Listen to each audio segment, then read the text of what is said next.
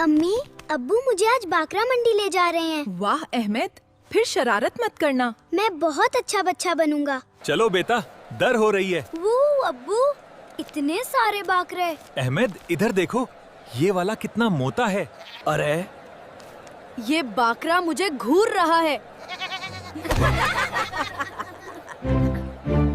अब्बू, ये मेरा कपड़ा खा रहा है। लगता है इसे तुम पसंद आ गए हो। अब्बू, ये वाला कितना प्यारा है। अब्बू प्लीज, हम यही वाला ले लें? अच्छा बेटा, अगर तुम्हें पसंद है तो यहीं ले लेते हैं। अब्बू, हम कुर्बानी क्यों करते हैं? बेटा, कुर्बानी हमें हजरत इब्राहीम अलैहिस्सलाम की फर्माबरदरी याद दिलाती है। मतलब अल्लाह की बात माना? बिल्कुल बेटा।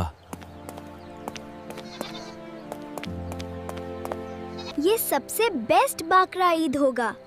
कुर्बानी हमें अल्लाह की मोहब्बत और फर्माबरदारी सिखाती है।